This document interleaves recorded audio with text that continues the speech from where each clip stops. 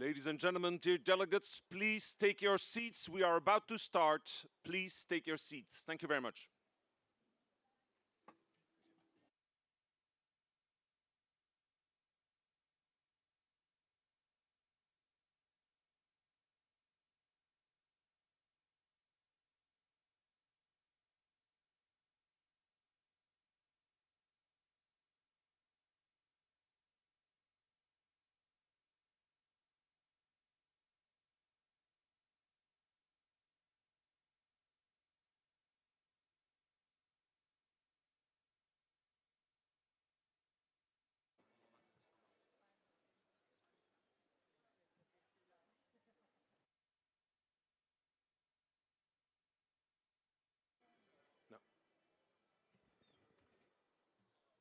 Ladies and gentlemen, välkommen till Sweden. Welcome to Sweden.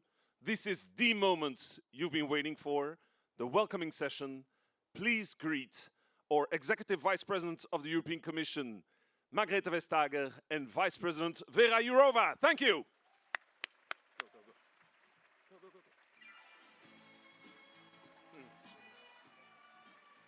Good.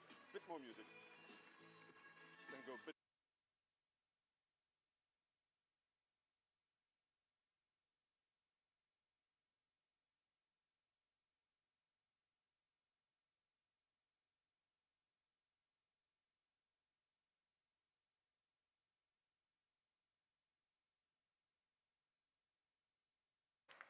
So welcome to Sweden, everyone. What a better welcome than with ABBA, I Cannot Imagine One. Thank you all very much for coming here today and for joining the ALDE Congress.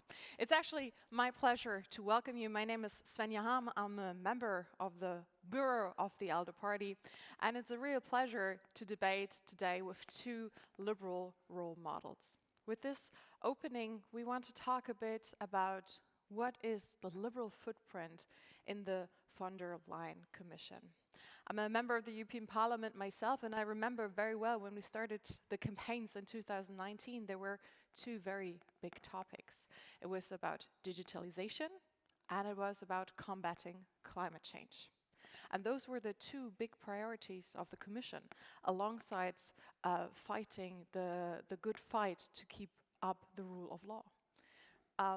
But then the world happened. We were in a health crisis. We have war on European soil now. So a lot has come on top of that. And we have quite some liberal champions in the European Commission. We have with us Executive Vice President Margrethe Vestager, and we have Vice President Věra Jourová, who have been very pristine and working in their fields to fight for liberal policies. You are the champion for the rule of law to really bring new instruments as well. And you're the queen of digital Europe. I read, I think, in Politico once about that. So you both have been certainly leaving a footprint on this mandate. So we wanted to talk a little bit about what you're proud of, what you think you have achieved as an individual, but also as a commission as a whole, of course, from a liberal and centrist perspective, because also we're 1 year left to the European elections, and it feels the challenges we're facing have grown increasingly. So what can we look back, and where are the areas where we cannot let down, where we cannot rest, where we need to keep pushing, especially as liberals? So I'm really, really happy to have you here and to have you share your first-hand experience. So looking back and looking forward is always a good time, and also getting us in the mood for Congress and the European elections. So if I may start, with a question to the both of you. What is it that you think that you could have left a footprint on, where you very proud of the achievements in your roles, but also as a team in the Commission? Vestager. Well, as you can see, the world's on fire. And I think that, to a very large degree, has been sort of the metaphor starting out as a geopolitical commission. Because of course you're right to say that pandemic, energy crisis.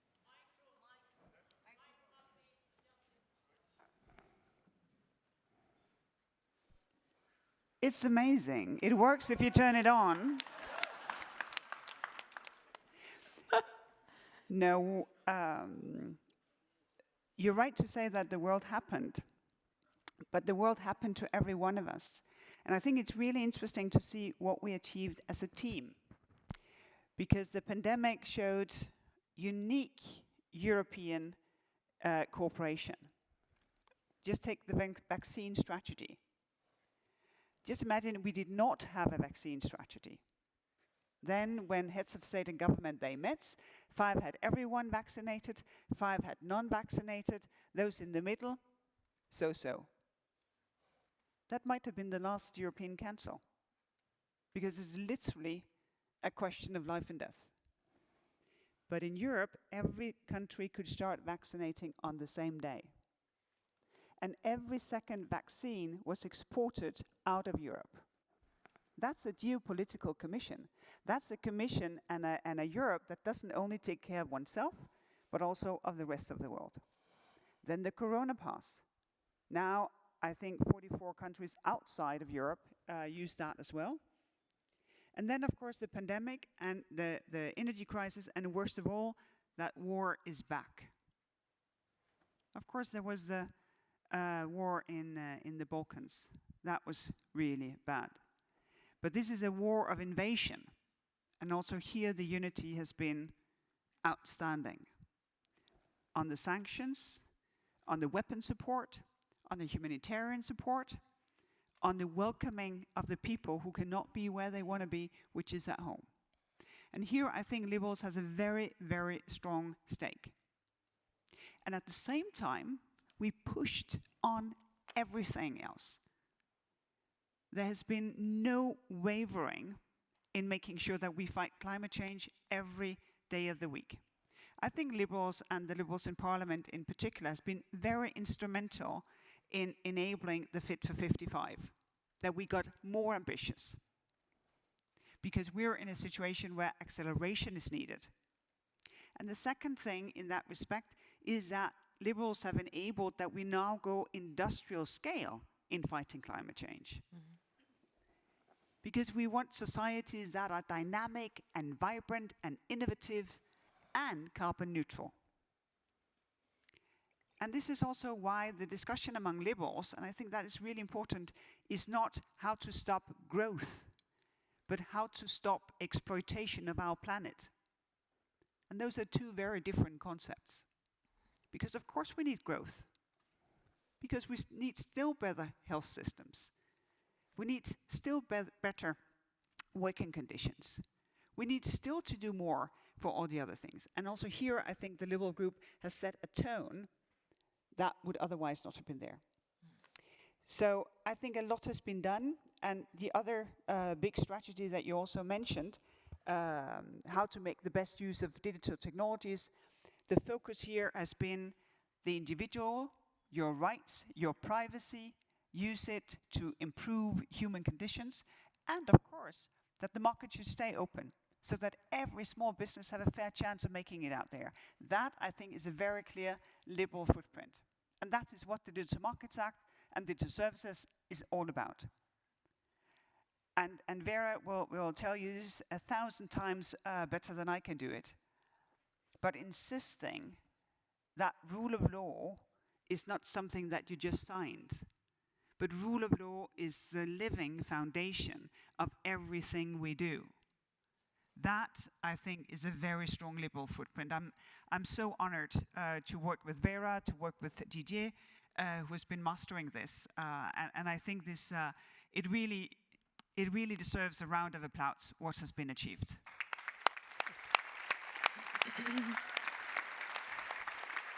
Yeah, thank you very much, Executive Vice President. I think what is the basis of that, what I'm hearing is Liberal brought a balance. a balance between the powers, between the forces. We had the power shift also in the parliament. It's always referred to our group being the kingmakers.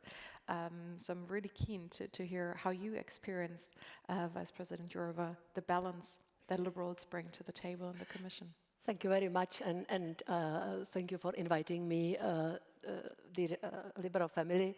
Margrethe, you are quite a friend. Thank you for such a such a chance to now be bigger than normal.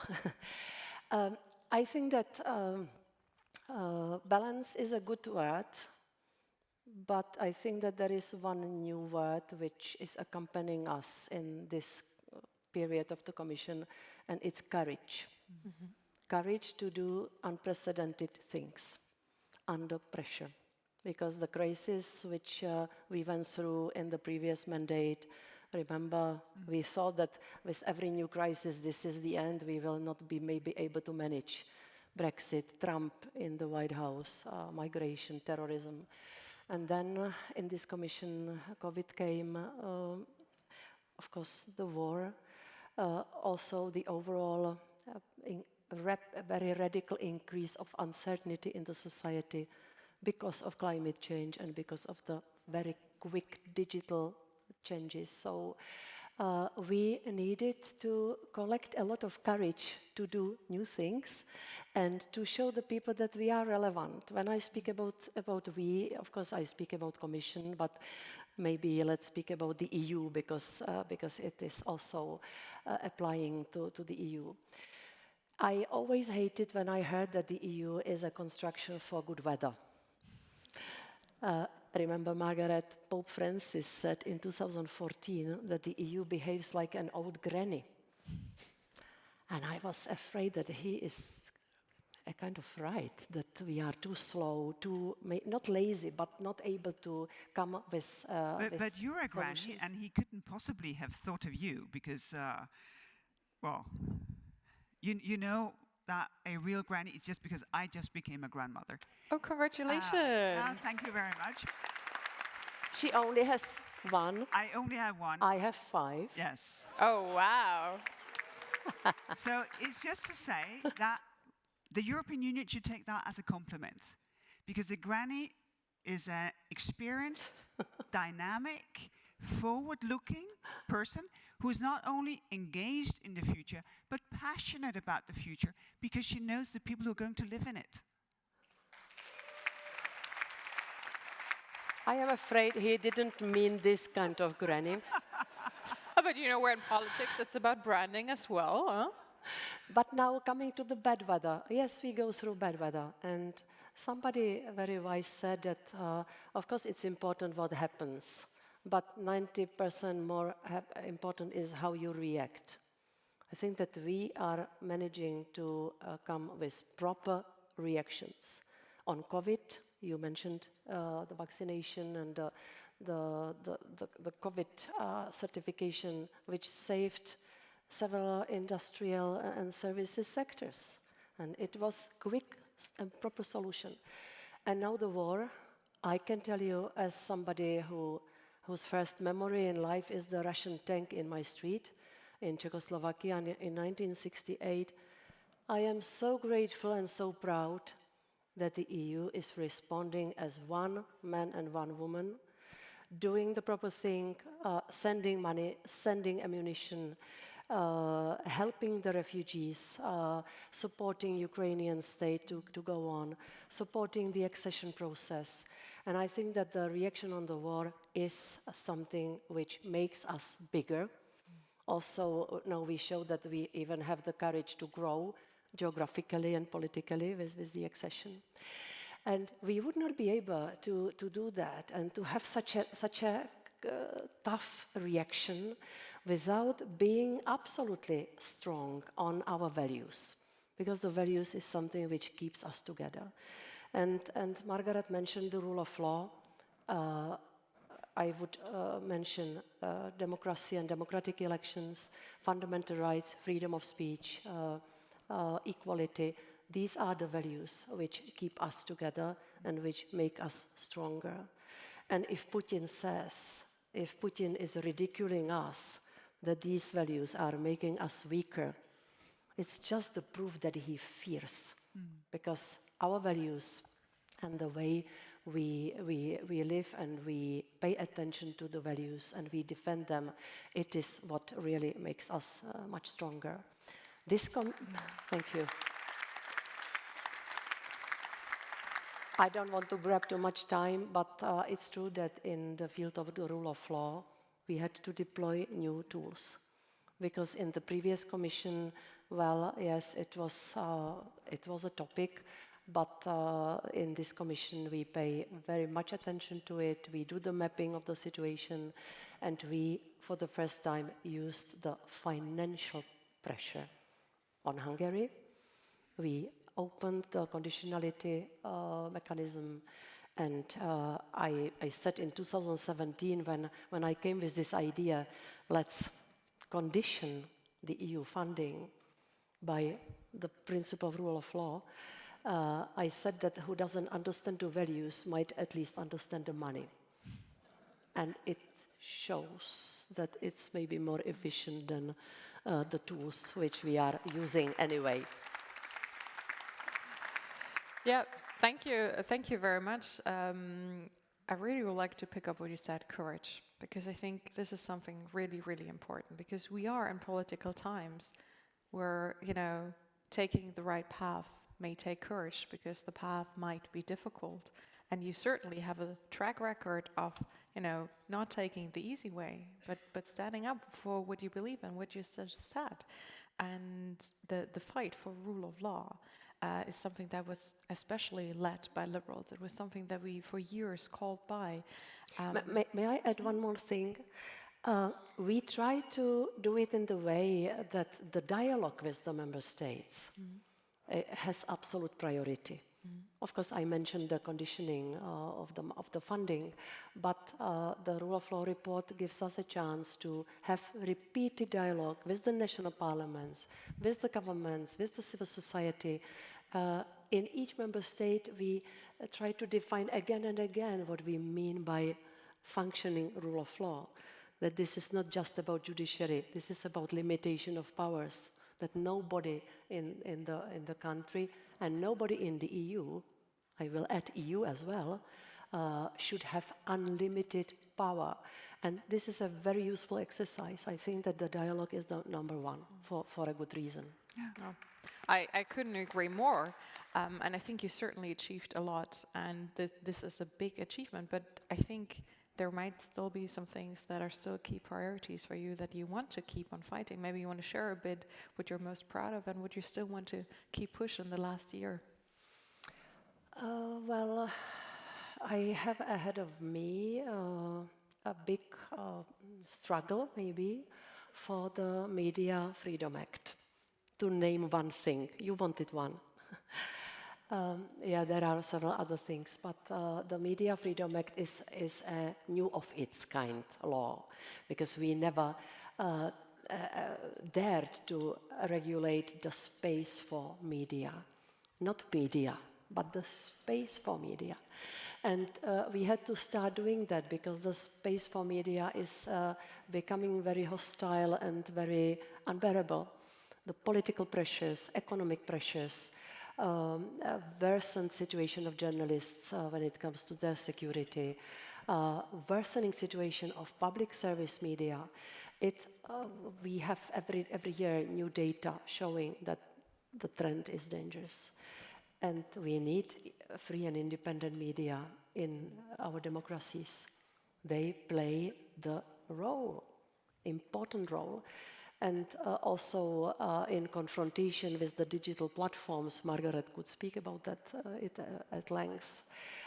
We simply decided to propose the Media Freedom Act, which should create bearable, good, promising conditions for the media in all our member states. So it's ahead of me. We have good, 10 months of negotiations. Not everybody is happy. There are several states which criticize it. But I can tell you, if I propose the Media Freedom Act and have happy reaction from all, this is not what I want, because I would see that this is just the cosmetics, just the empty declaration. No, this is not. It must be the law which will make European media much stronger.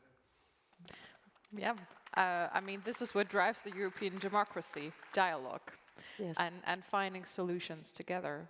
And one of the topics that been hotly debated this mandate were all in your areas, Margrethe. I think we pushed a lot forward on the digital sphere with the Digital Service Act, the Digital Market Act, with the AI package. Maybe you want to share a bit with us what you're very proud of, what achievements in there, and what you still want to keep on pushing this mandate. Well, maybe first picking up on what Vera said about courage, because the reason why the Liberal group in the European Parliament can play this role in creating majority is because of having the courage to agree. Because the Liberals tend to have an impulse to disagree. Because we come I cannot disagree with that. Because we come from an individualistic point of view. The integrity of every individual is our starting point. and this is why it's so important to see the culture of the group with all different liberal parties coming together and having the courage to agree in order to be a player in the parliament. And I think that is very important in the dynamics of the parliament to keep reinforcing that culture, especially among us as different as we are as liberals. Because the things that we have achieved this mandate is because we have been able also to change the public approach to everything digital. And as Vera said, I take that as a compliment. I can talk at length about... But interestingly, of course. about the Digital Services Act and the Digital Markets Act. But I think what we have ahead of us right now is concerning artificial intelligence. I'm looking very much forward for the Parliament to vote on their mandate next month to get the trilogue started. We are in the most amazing urgency. And the thing is that in the best of cases, European regulation on artificial intelligence will be in place in 2.5 to 3 years. So this is this kind of development. And then you have ChatGPT and generative AI and such, and that develops up like this. So one of the things that I'm pushing for right now is that we get sort of an AI code of conduct to bridge the now and when the laws actually kick in. Because we cannot wait for accountability in AI. This is now. You have all heard the anecdotes about the terrible things that happens when Snapchat introduces an AI friend. What you can get if you prompt some of the AI bots out there, that they are breakable, and because of that they can give you terrible advice. And I think that is absolutely crucial, because it takes a bit of courage also to say, well, we will ask businesses to voluntarily sign up to something, but the legislation is not there yet. And of course, the most daring thing of it all is to say that we need to see out of Europe. So we will try to push this in the circle of G7, preferably including India, including Indonesia, including, some of the countries where this will also influence, because the risk of AI massively influencing election is really there. So this is one of the things that I'm really passionate about. And the second thing, I said, we have passed really important legislation to make sure that what you see online is legal, all the illegal crap is being sorted out, that children are protected, and that the market is truly open for all these amazing businesses that are built. This is great work. And we have changed perception. But now we're going to change behavior. anyone here tried to stop smoking? Not me. Never did. One thing is, But it's very easy. I tried 100 times. yes, and that's exactly the point. One thing is getting the idea and pushing it a bit. It's a completely different thing to change behavior. And this is what we want to achieve with the powerful in the tech world, that they change behavior. And that is going to take the European Commission, the consumer organization, the business organization, the unions. Everyone needs to watch out for this. We should enforce, but we need everyone to watch out for that change in behavior, because we need technology to serve us as citizens, as humans, and that is not necessarily the case today. As one of the lawmakers actually working in the parliament on the AI Act, I certainly share your passion, and I think it is important that we have, as a society, the dialogue, what kind of use of technology do we want as a democracy, especially in contrary to autocracies that use technologies to suppress their people, and how can we enhance the good of these technologies as democracies? But I think Vera But maybe also just one wanted more to- point, Yeah. because I want us to embrace it. Because it's only when you embrace things that you can also control them. If you say no, no, no, no, no, then it's out of reach for you. And the reason why it's a matter of urgency is that some of the people I talk with, they say, generative AI, maybe we can increase productivity with 30%. So just imagine you're too scared to use it because it's not held accountable, it's not trustworthy, and you miss out that 30% increase in productivity. Well, then you are out of business. And the others, they are so much in business. And that we cannot allow. And this is why it's so important to make sure that AI is trustworthy as of now. Yeah, I fully agree with you, but Vera also wanted to add something. Huh? Yeah, I wanted to add, Margrethe is too modest. She didn't say that we are setting global standards, in fact, in the EU, and the others wait for us, what we do. It was the case of GDPR. It's the case of the Digital Services Act, which is the first, globally, the first law, which says clearly the digital platforms must not be the highway for crime. And we impose big responsibility and legal liability on those who are making money on the content. On AI, I think that we will be the first ones who will say very clearly and who are say very clearly that what is our obligation is to protect the human beings. And I work in the field of fight against disinformation. I will always repeat the mantra that the freedom of speech belongs to human beings, not to the machines. This is not only common sense. This is old legal principle. And so I think that when we regulate the technologies, we should build on what has been proven as something which works for the human beings. This is the first thing. The machines do not have the freedom of speech. So I asked 2 days ago the boss of Google whether they have developed technology which will detect immediately the production of the AI, so that it is labeled, so that the people know that what they read is the production of a robot.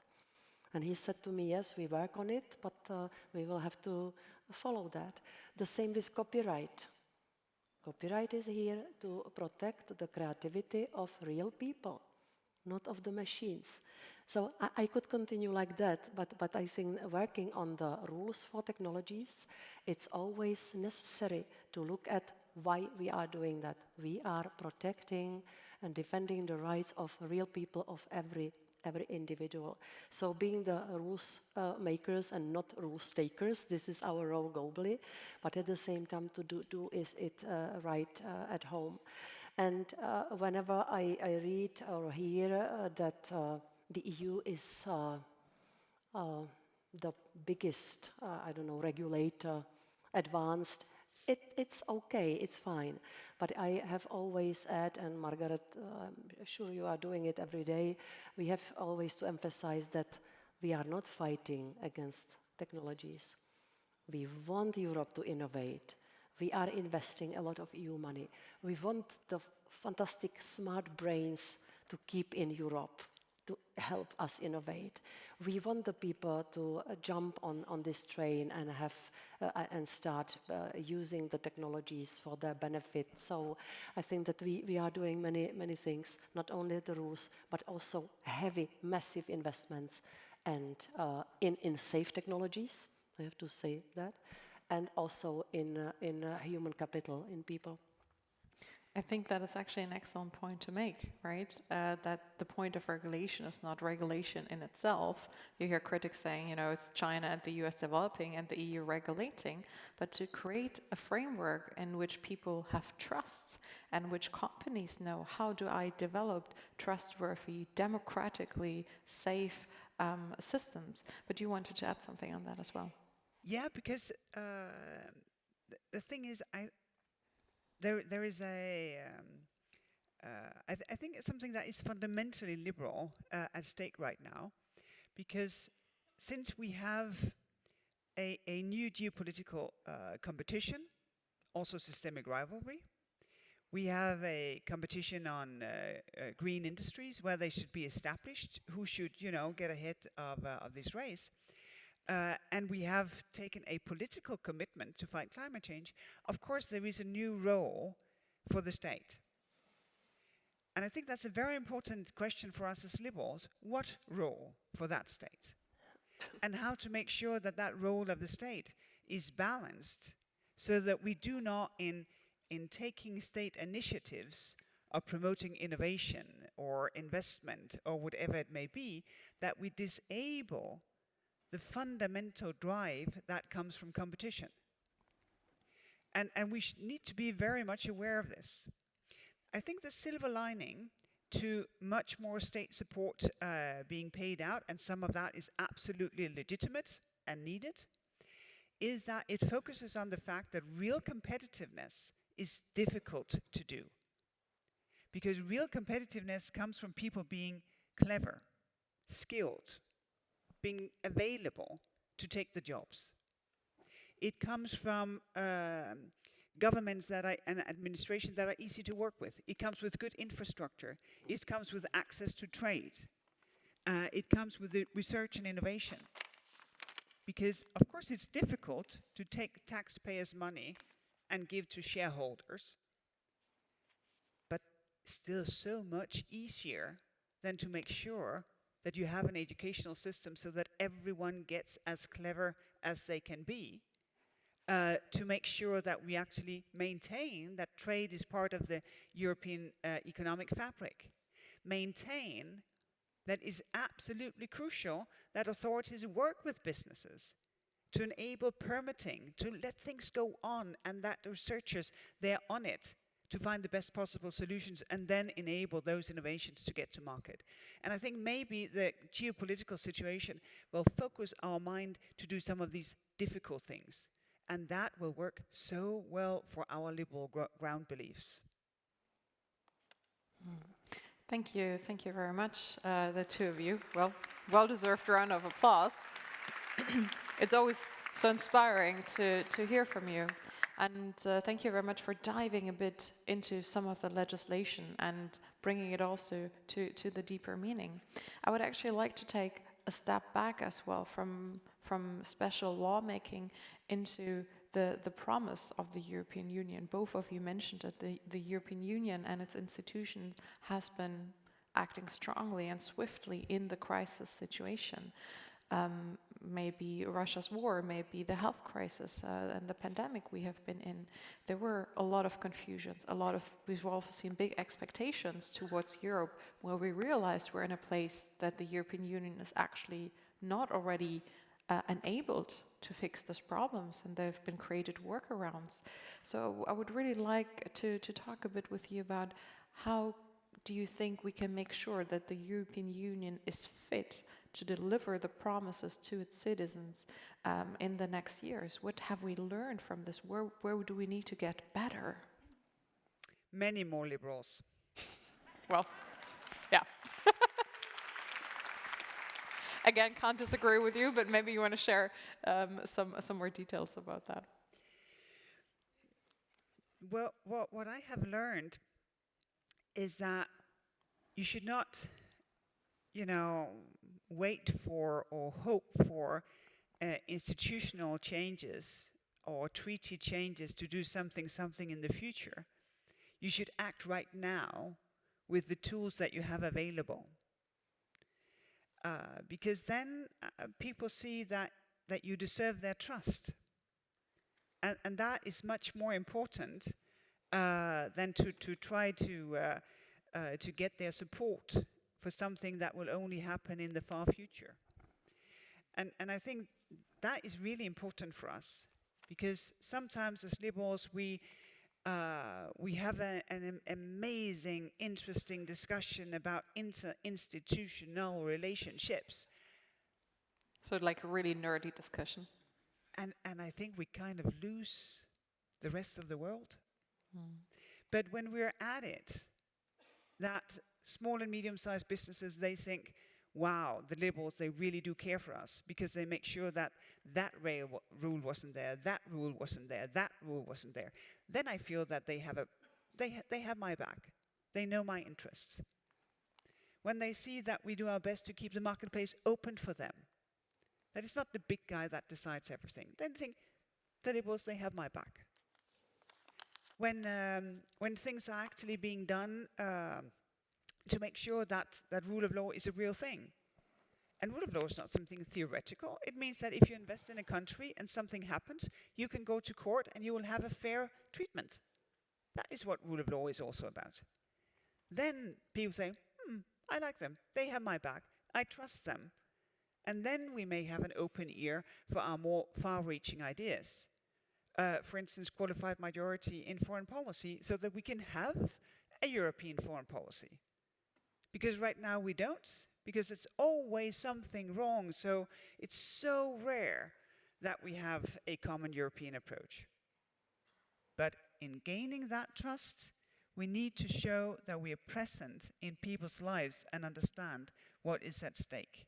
Because then we live up to the promise that Věra spoke of, I think, so passionately, that everything we do is about every individual and the respect of the integrity of that person. So it's not about waiting for the new year to start your resolutions, but to start working on them now with every little bit of the way. Though my grandma said, never on a Monday. Well, fair point. Mondays are tough indeed. But Věra, what's your thought on this? My granny was a shop assistant in a milk shop. And she was always saying, good product sells itself. It doesn't work for the EU. Because EU is a fantastic product. And only now we can appreciate that this is a peace project. Over decades, this was just an empty phrase. Now we have war next door. But I don't know how to do that, but we should be able to sell better what the EU is doing, and not by some, again, stupid marketing, but to make sure that the product is relevant, that it solves something for the people, and that the people understand that this is in the making, because they live in uncertainty. And I am a really strong critic of the lack of understandable communication. I think that we are doing a lot of good things, but we are not selling them well. And it's worse than doing bad things and sell them in a fantastic way. So what I want to say, the elections in the next year will also be a reflection of whether the people understand what the EU is doing. And what the people will want to see. They will want to see, and they want to see every day, the proper and understandable reaction on COVID. They saw it. It was very tangible. And I think also the reaction of the EU through the common purchasing of vaccines and other things, it increased the level of trust in the EU almost everywhere, according to Eurobarometer. Now the people want us to continue reacting in a proper way on the war. They want us to push inflation down and guarantee stable prosperity. They want us to solve the climate change, and they want us to do more to accompany them through the speedy technological transition. What else do people want? If there is something which is decreasing trust of citizens is abuse of power and corruption. We have a lot to do in this field to regain the trust of people after Qatargate. It will take some time. I am now working on the ethics body for the EU institutions. I will do my best to establish or help establish something which will be meaningful. But I really hate listening to some, especially members of the European Parliament, who say that without having the ethics body, we cannot behave ethical. What do you believe? I heard this in the Parliament, and this is what you said, that we have to make sure that we do things now, using the conditions we have now, not to speak about what should be done in next year or in 10 years' time. So all these things are to be managed now, before the elections next year. And all these things are manageable, but at the same time I have to come back to the communication, because I think that the people, the citizens, have the right to hear and to read in an understandable language what the EU is doing and what is offering. So this is also, I'm not going to run in the elections next year, but of course I will be watching, and I will be really wishing good luck to everybody who will compete for the support of the citizens, and I will wish everybody to do it in the way the people understand. Yeah, thank you very much, both of you, for mentioning quite a lot of the challenges that we're facing. And I mean, quite often, a lot of manifesto programs for the European elections were copy-paste because all the big reforms have not been happening.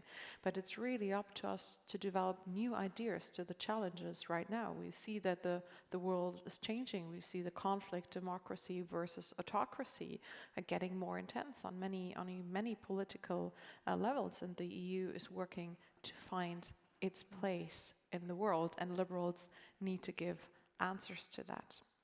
Looking at the time, we still have a bit of time left, because we also promised you that you could get engaged a bit. We have looked back at the individual successes of our two liberal commissioners. We have looked back at liberal footprint and the von der Leyen Commission, about achievements and about the policy situation overall. But we also have planned a little Q&A. So if there's someone that is having a question, you have the opportunity now to share your question with our commissioners. So don't be shy. We have a question over there. I think someone will come with a microphone to you. They're on their way with a microphone.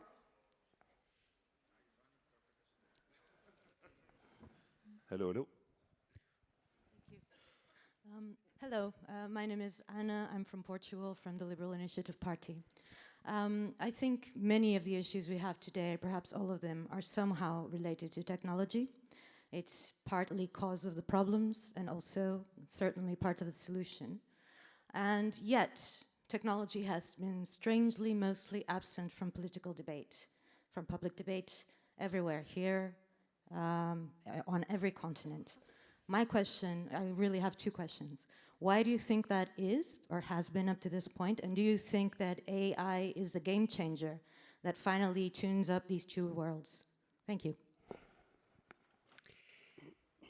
Well, the only reason why we have both the Digital Services Act, the Digital Markets Act, that we will hopefully before the end of the year have legislation on how to be able to trust artificial intelligence is because there's been so much talk about it within the European Union. Because there's been a real momentum in Council, in Parliament, in the Commission, and momentum politically only comes when there is popular support. And that has now inspired around the world. We are meeting in the EU-US Trade and Technology Council that Valdis Dombrovskis and I are leading on the European side, that Blinken, Raimondo and Tai, so Foreign Secretary, Commerce Secretary and Ambassador of Trade is leading on the US side. Here they will actually, we will agree with them that they will do some of the same things, in particular to protect minors online, because technology can be so wild when it comes to kids.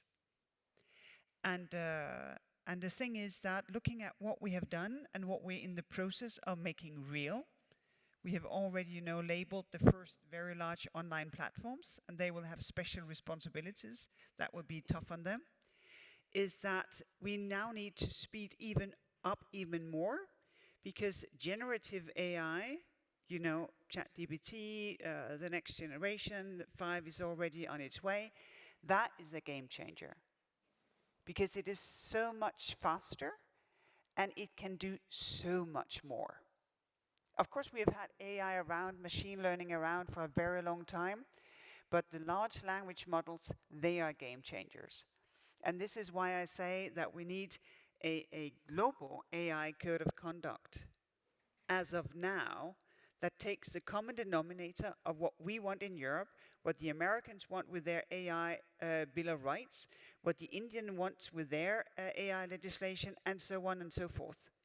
Because otherwise, democracy will just lose out again. And we were just getting a par with the use of technology and making sure that we use it and that technology is not using us. Mm-hmm. Thank you very much. I think we had another question over there. I think it's Kim, if I see correctly. The lights are very bright. Hello. Yes. Thank you. My name is Kim Valentin. I'm from the Danish Parliament. Happy to see you. My question is about the Danish, the Digital Service Act, and of course I'm happy that this Digital Service Act removes all the illegal content. However, I'm worried that it also will remove the legal content. So how do you look at this aspect if the Digital Service Act actually removes a lot of legal content? And how are the sanctions on removing legal content from the companies? Well, that exactly was the main question when the legislation was drafted. Because, of course, sometimes it can be difficult to see. Because not all that looks bad or would hurt some people is actually illegal. And this is why from the very first draft, it's a balance mechanism. So you have an obligation to take down what is illegal, and there will be, for instance, trusted flaggers who will flag to you, this is illegal, you need to take it down. And if you take down something, you have to tell the person, I have taken down what you put up, and then you can complain about it. And then there is a mechanism so that it can be discussed and you may get your post back up again. And if not, of course, the courts will have their say. And this is again why rule of law is so important, that you can actually have a second say. Because this is absolutely crucial, the balance between taking down what is illegal, as we do in the non-digital world, and maintaining that there's a lot of things that are legal, but that you may not like, but have their full right to be there. Freedom of speech, you're strong on that. Legal content must not be removed. That's my answer. And at the same time, I want to add and build on what Margrethe said. The Digital Services Act speaks clearly about illegal content, which is child pornography, terrorism, extremism, hate speech. Not always easy to clearly define the line, but we always had the principle that in case of doubt, the content should be untouched. Then there is harmful content, and this is probably what you mean, where the definition, we use the definition of in the Code of Practice Against Disinformation. What we mean by the harmful content / disinformation. Disinformation is the piece of information which has been developed in a coordinated manner with the intention to do harm to the society. And this is a very strict kind of definition which the platforms in their moderation have to bear in mind. So we are protecting the freedom of speech by default. And also what Margrethe said, there is embedded the mechanism for those whose content would be removed to lodge the complaint and receive the answer. So I think that whatever we do, we protect the freedom of speech as on the first place, but at the same time in Europe, the freedom of speech is not unlimited for strong historical and practical reasons. And maybe just one more thing, because you'd say, well, you cannot give a child a toy in Europe without knowing this is actually safe. Because we have rules. There cannot be lead in, there cannot be harmful substances. The plastic cannot fume something that is harmful to that child. We would also want that digital services are not dangerous. And this is why platforms will have to make, a risk assessment. Can this digital service be a risk to your mental health? Because it's not innocent. Some digital services, they are made to work with your brain signaling substances. And that consideration is really important. And that is not to limit freedom of speech, it's just to make sure that also a digital service is as safe as any other product you would actually give to your child. And that, I think, will be enormous progress. Because I think you've all heard the stories, the concerns. The research is not absolutely conclusive yet, but better be on the safe side than continuing a gigantic experiment with the mental health of our minors. Vera, you quickly want to add something before we're running out of time? I would not be able to fall asleep without giving you a message. This is why I am not going to fall asleep here, but I came here to tell you in the electoral campaign, please count with disinformation being used against you and your programs. Because there was a question about game changer. The game changer, I see, might come through the underestimation of it. We are protecting the freedom of speech, and we cannot stop disinformation being spread. But a part of the solution is that you count with it, that you predict which kind of narratives will be used against you, to be able to communicate first. So I think that we have to change the method how we do the campaigns, and simply to count with the disinformation narratives, predict them and work against them early on. It's necessary, I think, for the success in elections. Well, thank you very much, Executive Vice President Vestager and Vice President Jourová, for sharing the successes, the liberal ideas, how intense the debates have been and what intense debates are ahead of us.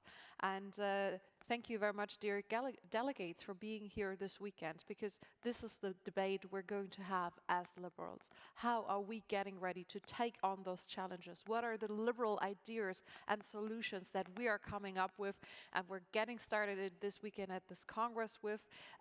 Please stay with us. The next session is moderated by Sal Brinton, and it's about the review of our Stuttgart Stuttgart Declaration, the founding document of the ALDE Party, and how can we update that to get ready for this fight. Thank you very much, commissioners. Thank you, dear delegates. Thank you. Thank you. Thank you.